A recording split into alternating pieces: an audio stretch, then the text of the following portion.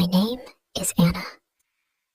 I moved to a small village 2 years ago with my husband, Max.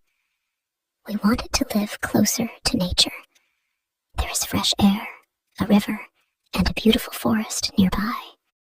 It's peaceful here, and we love it. We plan to have children soon, and we think this is the best place for them to grow up. We met our neighbors soon after moving. Their names are John and Lisa. They are the same age as us, and they don't have kids either. We started doing things together. We go on picnics, and sometimes we look for mushrooms in the forest. Life was simple, and everything was great. John works far away. He has to leave for weeks, or even months for his job. Lisa often feels lonely when John is away. She started asking for help with different things around the house. Max and I always try to help her. I noticed that she started asking Max for help more and more. She would ask him to fix something in her house or help her with the garden. At first, I didn't think anything of it. Max is always kind, and I trust him. But then, I saw something strange. Lisa started wearing different clothes when Max was around. Instead of normal house clothes, she wore fancy dresses, and she always smiled at Max in a way I didn't like. I tried not to worry, but deep down, I felt uneasy. Max didn't seem to notice anything at first. He thought he was just helping a neighbor, but then he started staying at Lisa's house longer than usual. I would wait for him, wondering what was taking so long. He told me he was just helping with small things, but I could feel something was wrong. One day, I asked Max, "Why do you spend so much time with Lisa?" He looked surprised and said, "I'm just helping her out. She needs help with her house because John is away." I nodded, but I didn't feel better. I started to watch them more closely. When Max went to Lisa's house, I would find reasons to visit too. I wanted to see what was going on. Every time I went over, Lisa would act like everything was fine. But I could see how she looked at Max. It wasn't friendly anymore. There was something more in her eyes, something that made me uncomfortable. One evening, Max came home late again. I asked him why he was late. He told me he was helping Lisa fix her car. I didn't believe him. I didn't say anything, but I knew something was going on. I couldn't stop thinking about it. I started dreaming about Lisa. In my dreams, she would try to take Max away from me. I woke up feeling angry and scared. I knew I had to talk to Max again, but I didn't know how to start. One day, I saw Max and Lisa talking outside. They were standing too close, and Lisa was laughing. My heart started beating fast. I couldn't take it anymore. I went outside and asked them what was going on. Lisa smiled at me, but it wasn't a friendly smile. "Oh, Anna, we were just talking about the garden," she said. I looked at Max. He didn't say anything. He looked guilty. That night, I told Max how I felt. I told him I didn't like the way Lisa was behaving, and I didn't like how much time he spent with her. Max was quiet for a while. Then he said, "I'm sorry, Anna. I didn't realize how much it was bothering you." I felt a little better, but I still wasn't sure if I could trust him completely. From that day on, Max tried to avoid Lisa. He stopped going to her house as often, and I noticed that Lisa started spending more time alone. Weeks passed, and things seemed to go back to normal. but I still think about what happened. I trust Max, but I don't trust Lisa. I know she wanted something more, and I'm glad I said something before it went too far. Even though Max promised to stop helping Lisa so much, I still felt uneasy. Every time he went outside, I worried that Lisa would come by. I didn't want to be the kind of wife who always watches her husband, but I couldn't help it. One day, Lisa came over to our house. She had a cake in her hands and smiled sweetly. "Hi, Anna," she said. "I made this for you and Max. I hope you like it."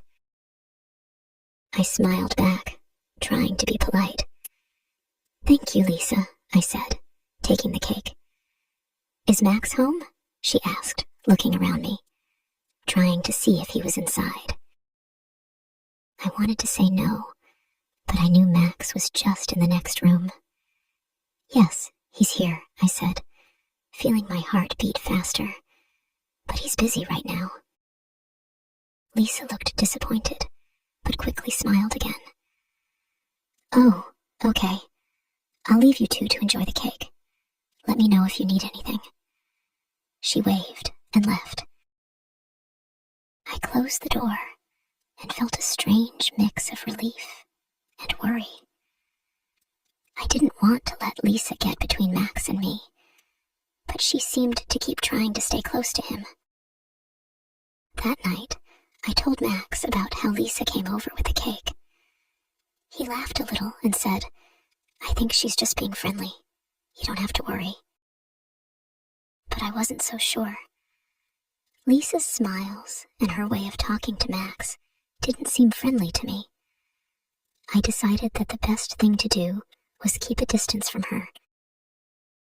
The next week, Max went back to his usual routine of helping around the house, working in the garden, and spending time with me. I felt happy that things were returning to normal. We talked more, went on walks together, and everything seemed fine again. But one day, while Max was at work, I saw Lisa at the store. She came over and said, "You know, Anna, your husband is very helpful. I don't know what I would do without him." Her words made me uncomfortable, but I smiled politely. "Yes, he's a good man." Lisa laughed softly. "He's more than just good, isn't he? You're very lucky to have him." I didn't like the way she said that, but I didn't want to argue with her. I just nodded and said, "Yes, I am." For the next few weeks, Lisa didn't come around as much. Max and I started spending more time together, and I felt like our relationship was getting stronger. I wanted to believe that everything was okay, but part of me still didn't trust Lisa. One afternoon, Max came home from work and told me that John, Lisa's husband, was coming back soon. I felt relieved. I hoped that once John was back, Lisa would stop trying to get close to Max. When John returned, everything seemed to change. Lisa stopped asking for Max's help, and we didn't see her much anymore. I felt a huge weight lift off my shoulders. It seemed like the problem had solved itself. Max and I continued to enjoy our life in the village. We went on trips together, worked in the garden, and talked about starting a family. I was happy again, and I started to forget about the whole situation with Lisa. One evening, as we were sitting outside watching the sunset, I looked at Max and felt grateful. I realized that I needed to trust him more. He had always been there for me, and I knew he loved me.